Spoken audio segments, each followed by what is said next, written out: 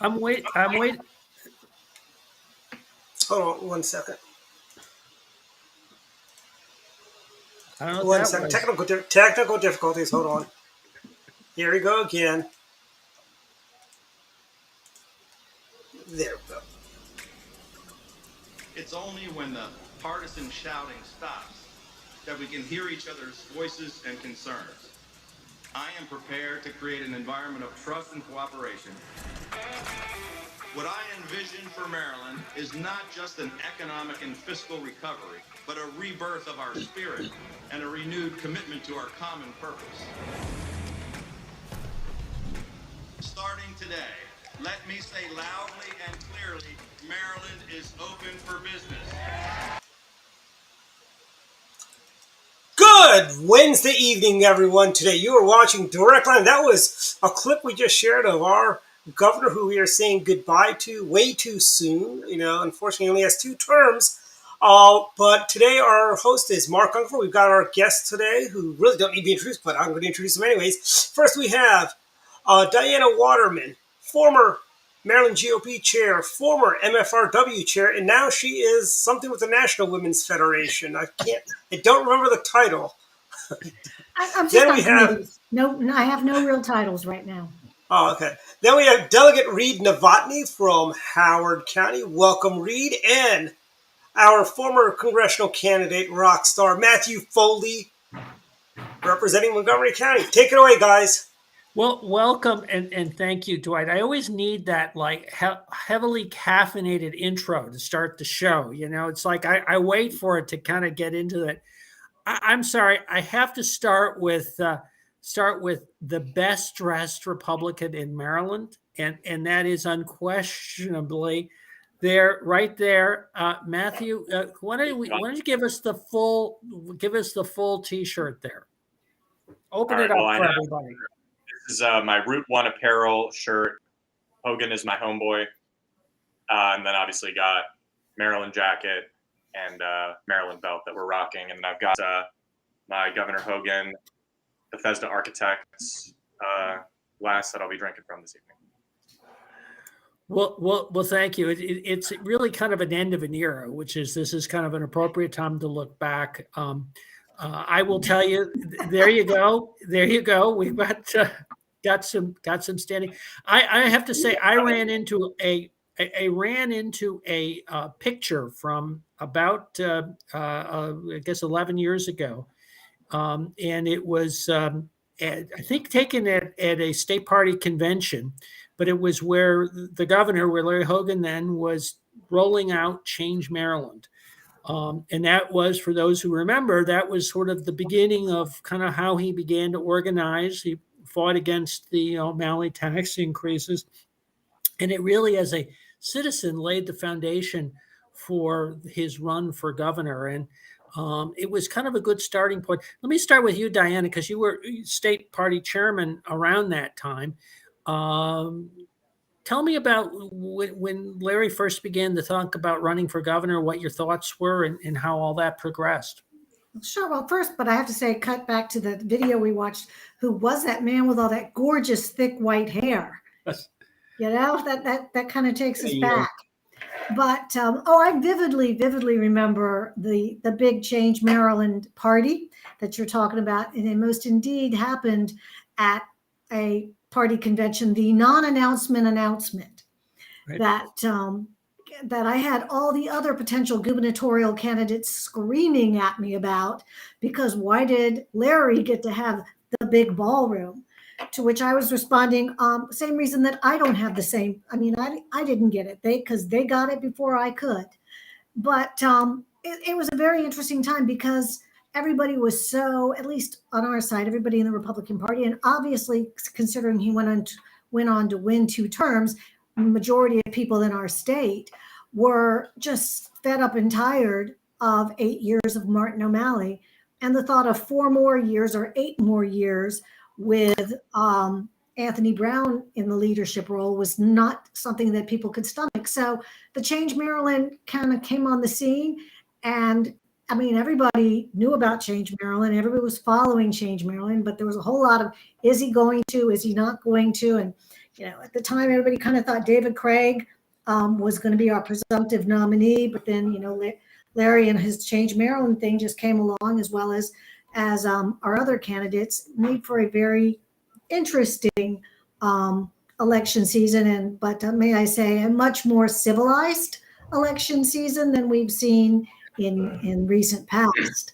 But it was a brilliant plan that he did by creating the whole Change Maryland organization and Facebook page, and just bringing everybody together on how much we didn't want any more tax and fee increases, and how dare they tax the rain. I mean, the rain tax was a gift from God from Martin O'Malley to Hogan and to all of Change Maryland.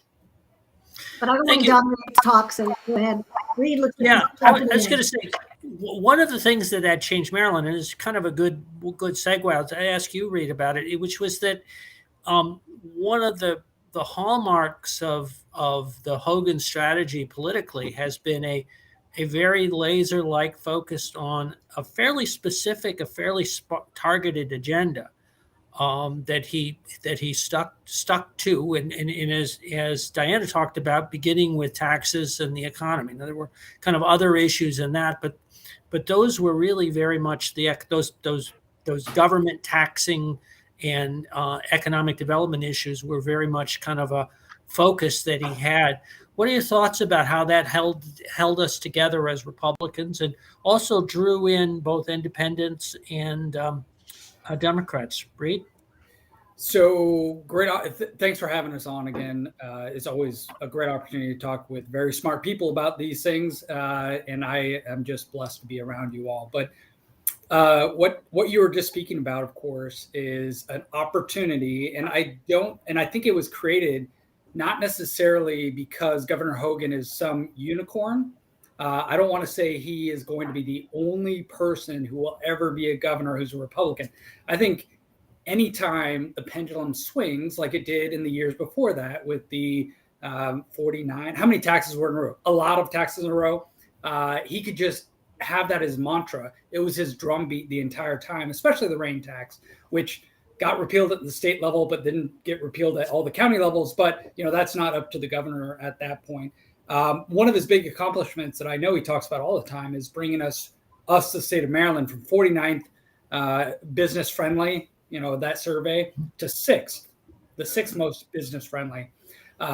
Obviously, you talk to any business owner, I think, we have a long ways to go. But when we say that, it's not because Governor Hogan didn't make us from 49th to 6th. It's that we want to continue to go in that opportunity direction. We want to have the opportunity to continue to have great small, medium, and large businesses here. And the laser focus that you're talking about, Mark, the laser focus is what our politicians need to do on the Republican side to continue to not talk about things that are fringe issues that might get you, a central committee, God forbid, Republican club member to go, yeah, that's great. I saw that on, name your social media platform that no one is on. Truth Social, not to say no one's on Truth Social, but what he had at that point was he led a coalition. He didn't talk about party because he was outnumbered 2-1, which Howard County's mini Maryland, we're outnumbered 2-1, a little more almost. But he didn't really talk about party. He didn't talk to the base during his elections. He talked to the middle and the left. And we can talk about why that was good or bad, but it was necessary. And I bring up, and we won't talk about national politics much, but watch what's happening on Capitol Hill tonight. Oh my gosh. That is a representation of what we've done to ourselves in this party in Maryland, in my opinion, too. The 20 people who are loud are not destroying, that's a harsh word, are slowing the process, disrupting, that's a better D word, disrupting, disorganizing, delaying, the biggest one, delaying what we can do at this time as a Republican Congress getting into Congress. And I'm not a majority rule type of person. I'm not saying, if you got one more vote, we're not in a tyrannical age, we're representatives. I want those people to represent themselves. But that's what Hogan brought to the party, I believe, over the last 8 years was really, hey, don't worry about it. We're not going to be the best. We're not going to outnumber Democrats here. So what can we do? And I know we're going to get into what can we do, but what can we do to be successful? And how do I highlight that to people who don't pay attention to politics? They pay attention to the price of gas, price of groceries, and whether or not their schools are good. Like just keep it simple. Keep it simple. Not to squish Matt and both Mark, but I also want to jump in on what Reed said. I believe one of Larry's best attributes that got him elected was message discipline. No matter what they threw it, and as a whole, Republicans have always been at least in Maryland, Republicans have been very poor at this skill, that they sidetrack us with our social issues just like this constantly.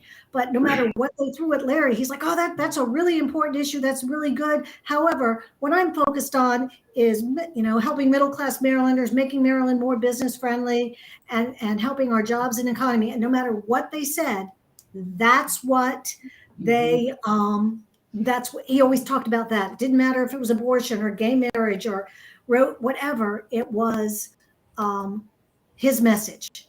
And that's something that every candidate needs to take in like it's oxygen. And that's all you need to know. So Matthew, Reed teed up the issue of what at least I like to describe as the Maryland Republicans' math problem. And that's the fact that we're outnumbered 2-1 among Democrats. So basically, I mean, one way to look at it is that, the number of the votes that you need to get in order to win, at least on a statewide basis, at least a third of them are going to have to come with independents, are going to have to come from somebody other than Republicans. In Montgomery County, it's 2/3. So if, we've got in our enrollment is about 14% Republican. Reed's familiar with these numbers. I'm afraid. To get to the number that Larry needed to get for re-election, which he got 44% of the vote, doing the math, 2/3 of the votes that he got in 2018 came from other than Republicans, came from independents. And then that's just assuming that every Republican voted for Hogan. The 2/3 of them had to come. So talk about a little bit about the challenge of that Hogan had in overcoming those numbers. Well, I mean, you just laid out the challenge. It is how do you get to 50% plus one, where you're at, a not insurmountable disadvantage, but an incredibly difficult one. And we saw here in Montgomery County, we have probably the worst county executive in the country, and who can barely win a Democratic primary. Especially as you get to these elections where people know less and less and less, just pure partisanship kicks in more. And I remember whichever county, it didn't really matter, when I would go door knocking for Reed, for example, people would have maybe an idea that he was running for state senate, but especially by the time you get down to the delegate races there, no one knows anything. People do not pay attention as you get increasingly lower down the ballot. And that's where we're at a huge disadvantage, in the same way that we would be at a huge advantage if we had, a 3-1 partisan registration. So being able to break through that is the challenge, right? I think a lot of times people say yard signs don't vote. I'm not saying that should be 100% of campaign's budget, but especially as you get increasingly more down ballot, having that as a way for people to know your name, I think is an important sort of way of doing that. Something that Hogan had in his advantage in the re-elect in particular was he had a terrible opponent, and the media was actually willing to criticize the Democrat that he was running against. Whereas this time, Westmore was not a bad opponent because the media would never criticize him. Actually, he walked on water, definitely post-primary once he won the nomination, and the journalists did not want to burn the bridges with the future president. But Ben Jeller, he cursed at I think it was the Washington Post reporter at a press conference in 2018. Westmore was treated with kid gloves that, even if, the election had been closer, I still don't think that, he was someone who was ever going to be covered critically. I always point back to that one article from CNN in the primary. It was the most thorough takedown of Wes Moore, basically pointing out that every single aspect of his biography is a lie, and that was it. And then so let me go back. Let me go back to Hogan, and let's talk about the first year in office, 2015. He faced an extraordinary number of challenges. Obviously, both personal with cancer, but also the disruptions, the really crime and violence in Baltimore.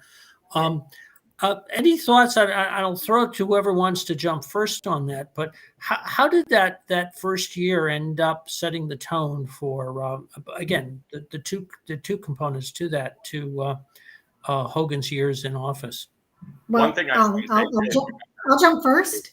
I was going to say that it showed his leadership skills, style, and ability. Normally, you don't have crisis after crisis thrown at you that early in your term. Most elected officials, they kind of ease into it. They don't have to deal with something like that. And I mean, Larry was barely in office when all of the Freddie Gray stuff happened and was thrown at him. And he handled it with an amazing level of cool, calm, collect. And he was a leader. And he wasn't a Republican leader. He was a leader. And this is something that I've thrown out many times throughout my tenure as chairman during his term, is Larry was very unique. And Bob did this too as well, but I was around and part of what Larry did so I can witness it more closely. Larry was the governor for all Marylanders. O'Malley, Clendenning, all of their predecessors, in my opinion, they were a governor for the Democrats who elected them. But Larry governed for all for all Marylanders, not just the Republicans. Now, granted, that caused problems among Republicans, but he made his decision based on what was good, best in his opinion for all of us. And I think that the Freddie Gray and how he handled it and how it was presented across the media, and I mean, it was round the clock news on everything while it was going on. And then barely catching his breath from that and being faced with the cancer. So those things, he showed grace and dignity and strength and just leadership, I think. So I always have to say this at the beginning. So I am in the Maryland Air National Guard, in the National Guard, but I'm not representing their views. So, and I wasn't in the National Guard during the riots, but all of my friends, all the people who work for me and I work with were in the National Guard at that point. And it was a big part of, pulling out the National Guard to go into Baltimore and show his leadership. And I was looking at his book, right? Still Standing. He is actually wearing a jacket that was given to him from one of my friends, Army National Guard. That's what it says on the lapel. There is a certain amount of rally around the flag that is undeniable in American politics, probably in all politics around the world, that happens, right? He was almost a wartime governor in the sense that it was hand-to-hand combat-ish. It was street warfare in Baltimore for those weeks that we had that problem. And he is currently, for the next couple of weeks, our commander-in-chief of the National Guard that was brought in, Maryland State Police, all those kind of roles. So he was given an opportunity. Yes, he was challenged, right? And he had a lot of great people around him to advise him on things, and he made a lot of great decisions. No leader, to include Governor Hogan, makes decisions in a vacuum. And I don't think he would ever say, oh, yeah, I did it all. I've never hear him talk about the riots and say, I did it. It was more like I had this great person, that great person, and we all came together, just as we've been talking about. But the ability to, my alarm going off to make sure I come to this, obviously it was a few minutes late. The ability to stand next to people in uniform with such pride and actually instill a pride in those people, both police, law enforcement, and the National Guard, and then, get that to a peaceful resolution at some point quickly enough, was a great testament of his leadership. And it set him in the right path, in my opinion, gave him a lot of respect within the people in the National Guard. There's probably, I have to work this weekend, right? There's probably not a drill that I go to, drill is like our normal weekend periods, that we don't talk about the riots and what happened and how do we prevent the next one. So, it was a big deal, even almost, whatever, 7-8 years later. So Well, the at the point I go ahead, Matthew. at the beginning is this is something I think that carried through the end, and Free Beacon I worked essentially part of the phenomenon that we've seen with Hogan, with that both, as you said, Mark, he got 44% vote in Montgomery County in 2018. He won Bethesda. I mean, this is crazy as a Republican, and his poll numbers have been stratospheric the whole time. He will, I'm sure, hit his goal of being the most popular governor to ever leave office in Maryland. But I'm looking at the coverage that we did at the Free Beacon, and it's things like 88% of Black Marylanders support Hogan's Refund the Police initiative. And then within this poll, it's a supportive group poll, showed that 64% of likely Black voters across Maryland strongly support Hogan's proposal to provide increased funding to state and local police agencies. So he was able to find important for people's lives and prioritize those. And one of the gifts that he had at the beginning that Martin O'Malley had completely checked out, to the point where I think he had even stolen furniture from the governor's mansion, if I'm not mistaken, because he wanted to be president. And we now have a phenomenon now with Westmore thinking that, he the Oprah primary for being president. The Democrats in Maryland will always take the most position possible. And I think that their impulses have been checked by Hogan for 8 years.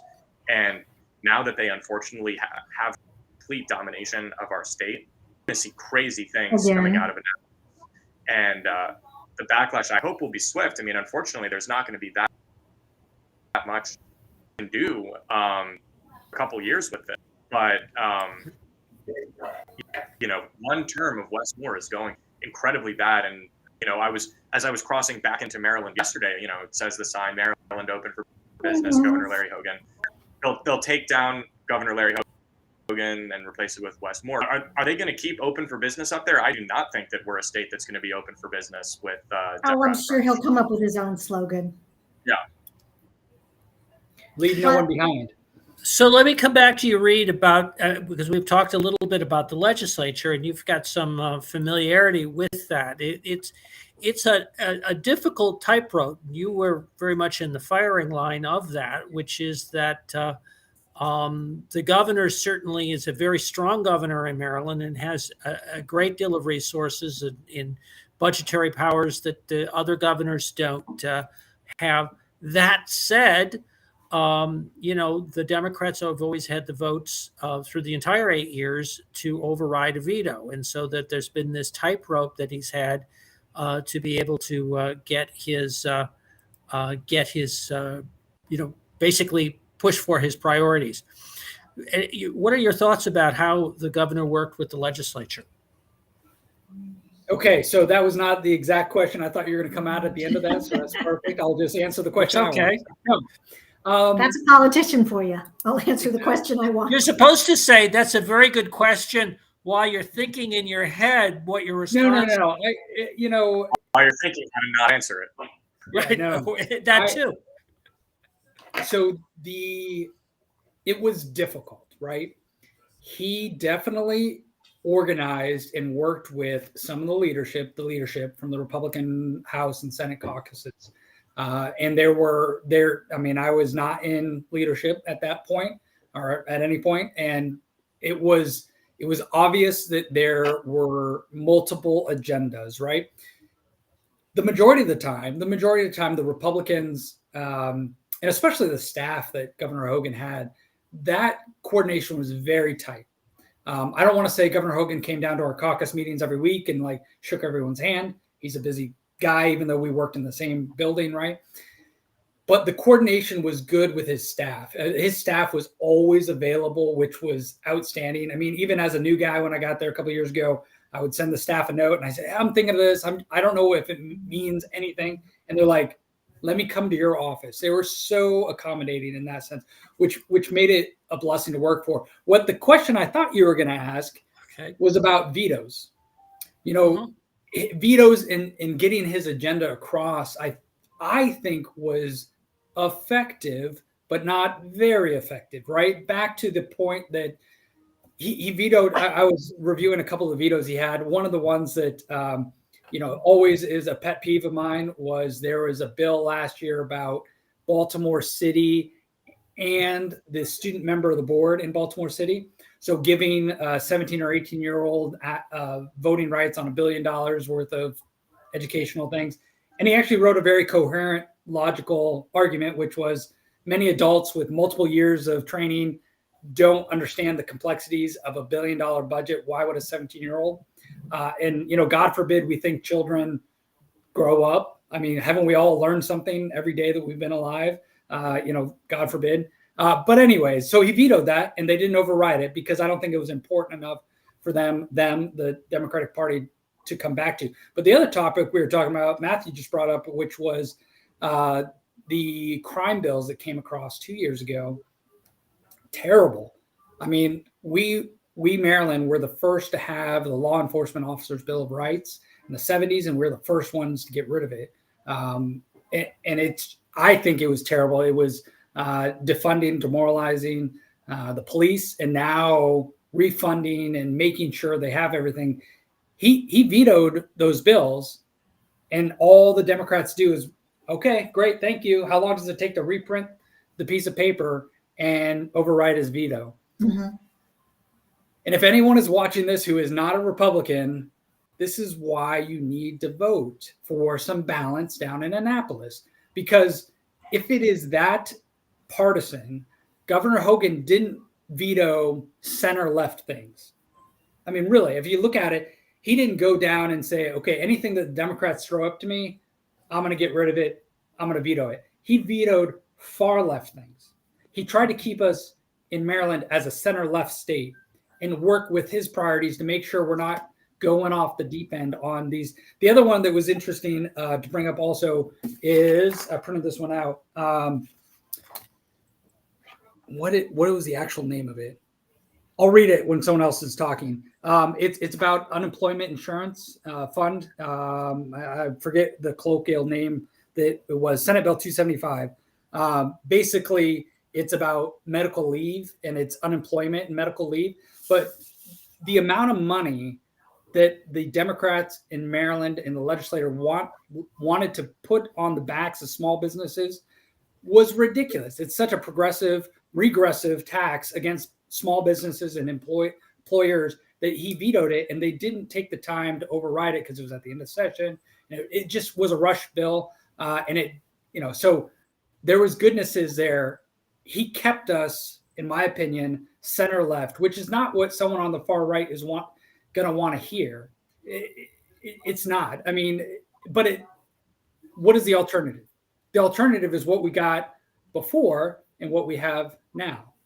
So where would you rather be? Would you rather die on your sword, basically, is where I'm at. Mark, hopefully I avoided your entire question. Well, one of the, let me just sort of pick up on that. Sort of one of the questions that we got in the chat has to do with Baltimore. And this is very clear. I think it's clear, but Republicans and conservatives in general have, there you go, Jerry Cave. And not just a shout out, the picture I ran into from that convention in 2011, Jerry is positioned between me and the eventual governor with all his hair at that time, listening very much. So Jerry has been a follower of this for quite some time.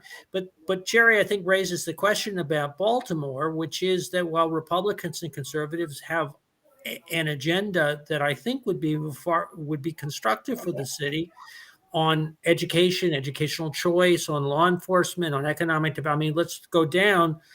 One of the great challenges in the state is that with home rule but B, with the Democratic constituencies like the teachers union, we have not, whether it was with Hogan or Governor Ehrlich, have not really made that much headway to being able to implement that. And so it's a source of frustration, but it really underscores one of the challenges that any Republican has in the state.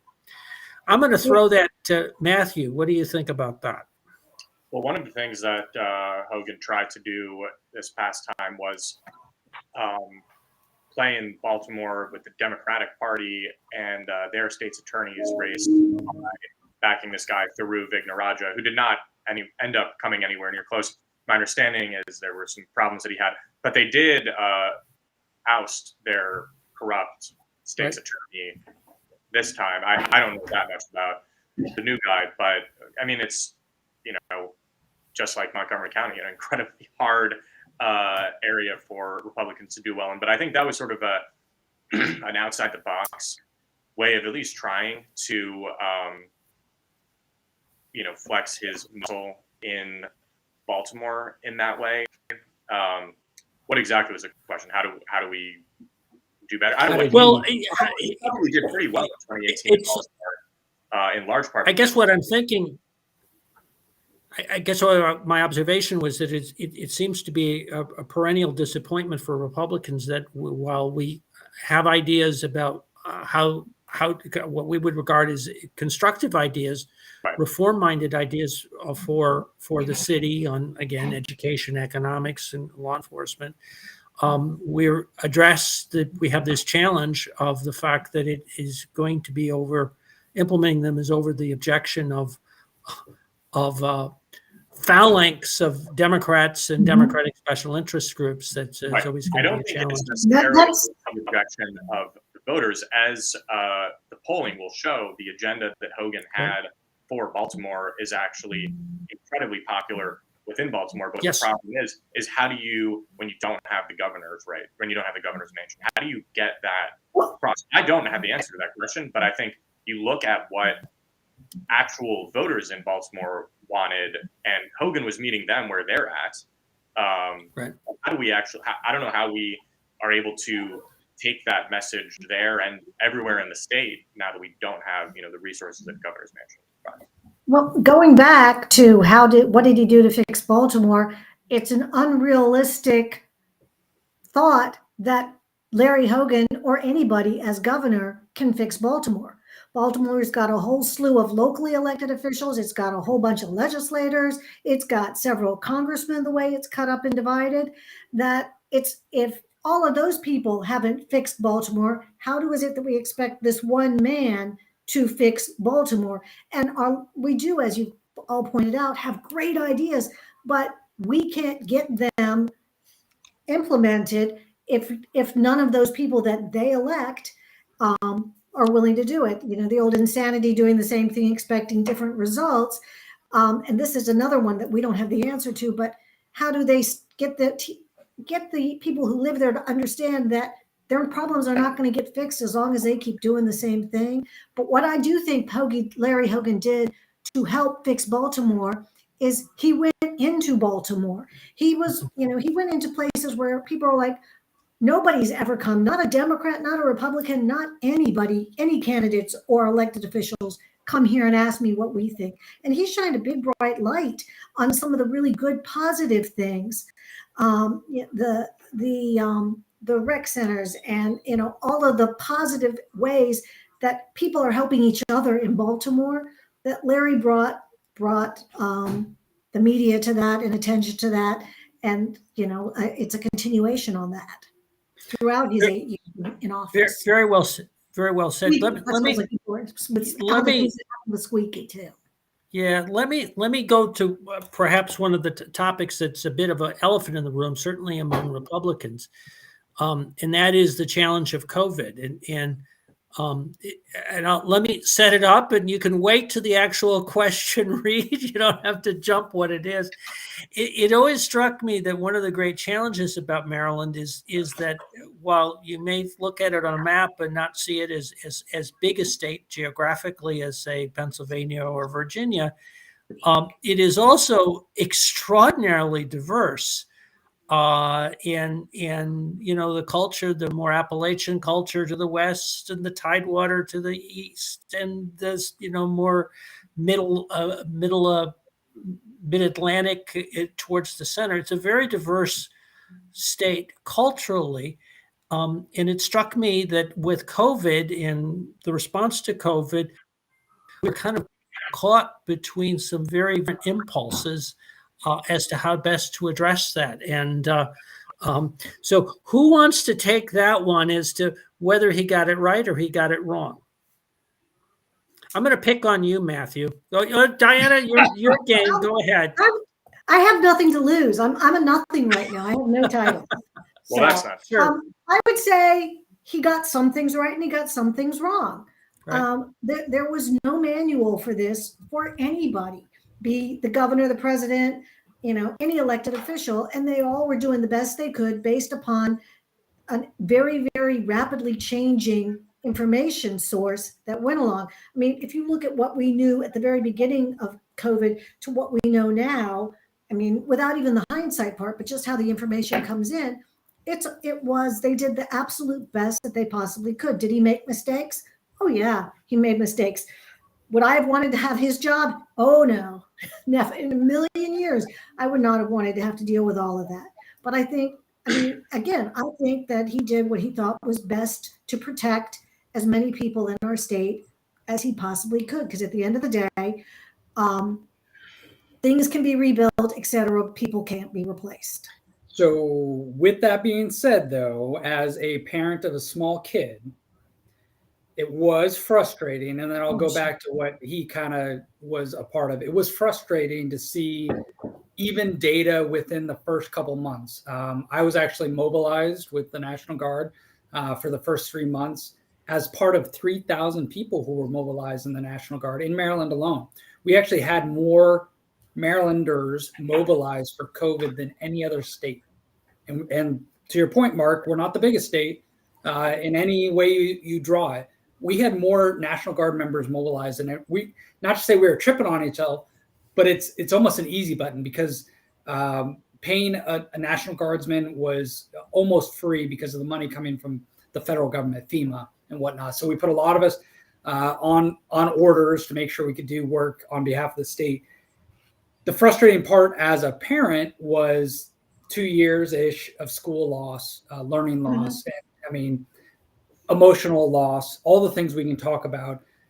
Do I think Governor Hogan could have made a different decision in the time? Most likely not.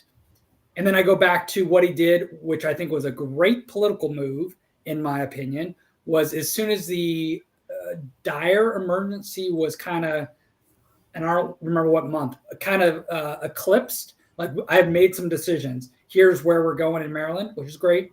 He actually delegated a lot of the responsibility down to the county executives. Which was perfect. Politically perfect. I don't know about legally perfect. We're not getting into that because I don't know if a county executive has the same emergency powers that the governor has. I'm not an authoritative lawyer in the room.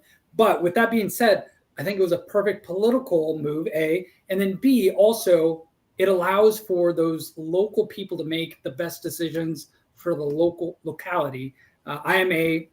Those governors are those people who govern closest to the people govern best type of person. And I would rather, even though I had a Democrat county executive in Howard County, and I still do, I would rather have the person close to me than in Annapolis, in my opinion, that I could have redress against. So that's kind of my COVID overall. Matthew? So to that end, all of our counties, as Mark pointed out, are very different. I mean, even in my county, Queen Anne's, which is right across the water from Annapolis, what was going on in Annapolis was not what was going on in Queen Anne's. And the requirements that you needed to have in other parts of the state didn't necessarily need to be had in Western Maryland or Queen Anne's or other places. So, and what Reed said lays out for me, my frustration is more with the awful county executive and awful county government that we have, in large part because a lot of this was pushed to them, but their impulses were wrong about COVID and about everything. But that's, to me, I think, looking at lost businesses and school closures, to me, I think it's much more at, Mark Albert's sheet. And that's why he keeps winning these Democratic primaries. But we can go on to the next topic. And I think you're familiar, having run, kind of understanding just how different, because District 6 in particular really runs the gamut across the state. So our executive producer, Dwight Patel, has alerted us that he wants us all to offer a kind of a favorite memory with the governor. And since I want to keep appearing on this show, I am going to comply with that. So who wants to go first with their with their favorite, or maybe one of many, but their memory of the governor. Diane, I'm going to let you start first. Okay. Ladies first. I'll always jump in first, but there were.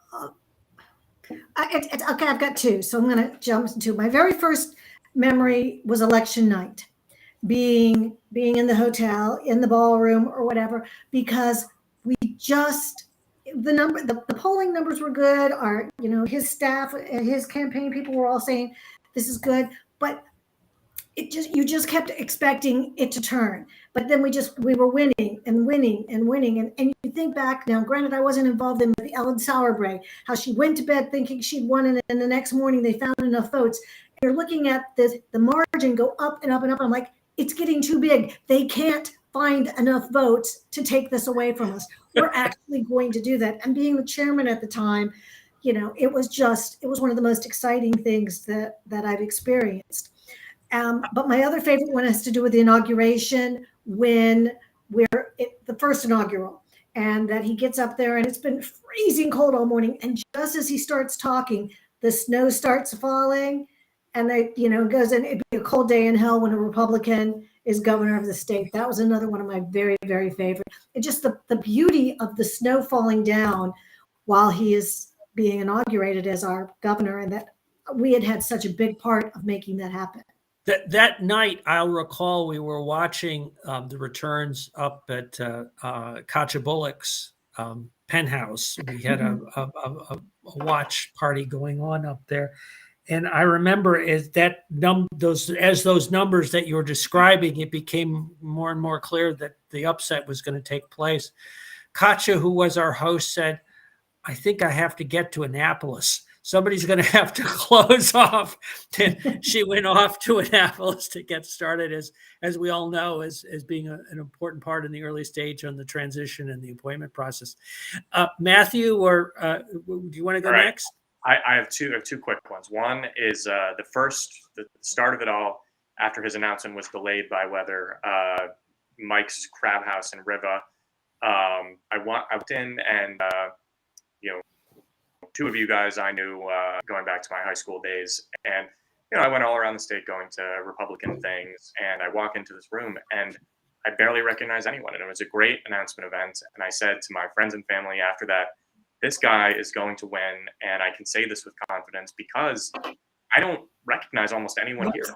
And if he is bringing in all of these people right at the beginning, then imagine what he's going to do over the rest of the campaign. And my second one is also election night. I had just started school in Chicago, and I was celebrating a different Republican governor winning in Illinois.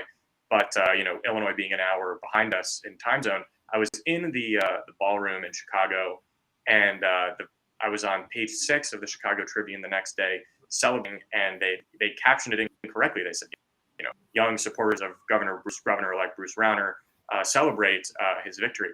I actually was the only person celebrating, but I was so excited. It was because Hogan was just declared victor on the TV, and everyone else was up and down, and they very thought it was confused as why I was already so excited. And I remembered the next day, I was like, I remember when they took that picture. I was excited, and everyone was confused because you were clairvoyant. We hadn't won anything yet. But I remember I was, far away, but my friends were calling me on election day. It was all of our first elections. Hogan is the first person I ever voted for, and my friends who were liberal, they were saying we're voting straight Democrat, except for this guy, Larry Hogan. And I said, if these teenage liberal Jews are all voting for Larry Hogan, I think he's going to win even more. So those two. Reed? All right, I'll make it quick. So I had the opportunity, obviously, to run for the state Senate. And part of that, Governor Hogan filmed a commercial with me. And this is kind of how it went. He goes onto the TV and he's like, "Hi, my name is Larry Hogan." He reads the script. And he's like, "Yeah, they call me One Take Larry," right? I come onto the screen like this. "Hi, my name is Rob," and I mess up my own name. And I was like, man, he's good at this. So he was so benevolent and, great to work with. And he did have one take on our commercial that I ran a whole bunch. And then, I messed up a few times and then got it all right. So it was a great memory, great experience, obviously, having his endorsement and support. Well, I'll share briefly a memory from his reelection campaign, and I'd come back as county chairman in Montgomery County, in part, or primarily because I wanted to support the reelection effort. And part of the challenge for the reelection is in Montgomery County, you got to get the number that the campaign had given me was 40%, which, as I mentioned before, with 14% Republicans, is a bit of a challenge. And I said we were going to get to 45% and was shooting for that number, a little bit better than the 40%. And I was at an event with the governor about 3 weeks before the election, and he turned to me and he said, "We're going to carry Montgomery County, aren't we?" And I'm like, "Whoa, that's a bit of a challenge." And so since then, when we've talked about the fact, no, we got 44%, not quite the 45% promised, but more than the 40% that we needed to win. So it was it's really a tribute to the great job that he did as governor. I'm afraid that this is our time for this show has gone very quickly. Thank you very much, all three of you, for sharing. It's been, I think, a lot of fun going down memory A lot of lane. good memories. Happy New Year. Happy New Year, everybody. And stay united.